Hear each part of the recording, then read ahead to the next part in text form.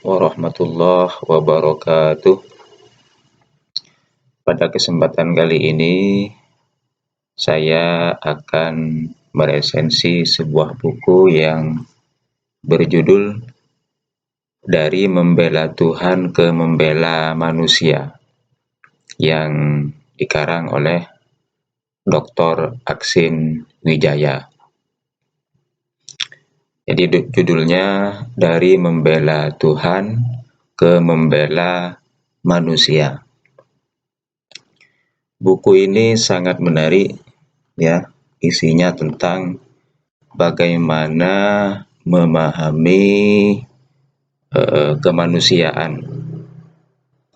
Di sini dijelaskan bahwa maksud dari membela Tuhan itu adalah Dr. Aksin melacak genealogi asal-usul pemikiran yang beraliran keras atau radikal. Nah, di situ dimulai dari tokoh kalau dulu di klasik itu kaum Khawarij itu ya. Kemudian berlanjut pada tokoh yang terkenal dengan Islam radikal, misalkan Al-Maududi, kemudian Abdul Wahab, Wahabi, dan lain sebagainya. Itu dijelaskan bahwa akar nalar kekerasan itu dimulai sejak kaum Khawarij di dalam Islam itu. Kemudian berlanjut kepada nalar kekerasan itu berlanjut kepada Al-Maududi, kemudian Sayyid Qutb, yang nalar Islamnya itu adalah al-jihadu fi sabilillah, jihad di jalan Allah, tetapi melahirkan Islamisme, Islam yang Islamisme di mana cenderung nalar berpikirnya itu adalah oposisi biner. Kalau mereka menganggap dirinya benar, maka yang lain salah. Itu ya nalar mereka, nalar kekerasan, Islam yang keras. Sementara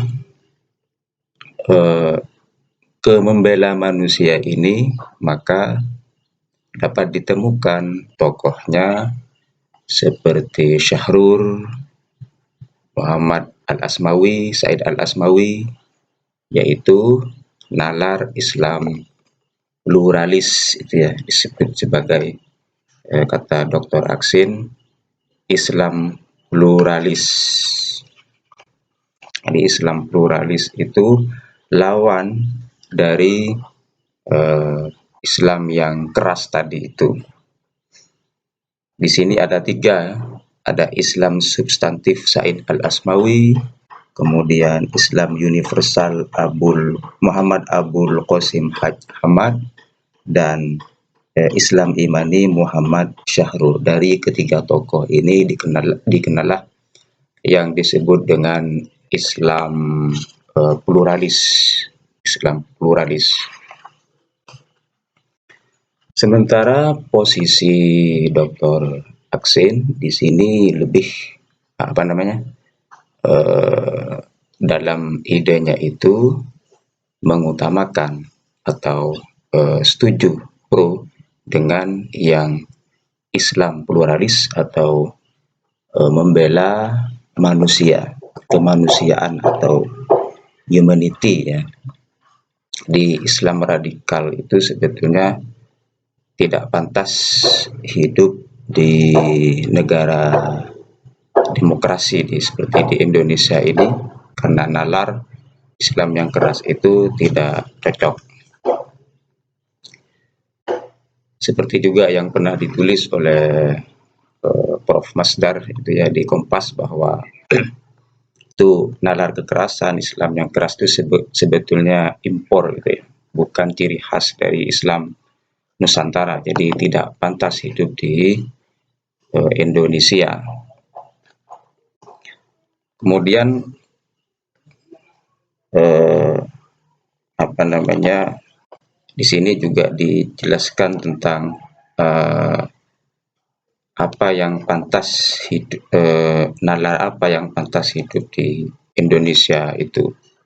Sementara nalar kekerasan itu tidak pantas, maka yang pantas itu sebaiknya Islam pluralis yang tidak mengenal oposisi biner. Kalau kita itu benar, yang lain salah, tidak seperti itu, tetapi kita menganggap diri kita benar, tetapi kemungkinan yang lain juga memiliki kebenaran. Otomatis buku ini menawarkan sikap toleransi baik antar umat Islam ataupun antara Islam dengan agama yang lain.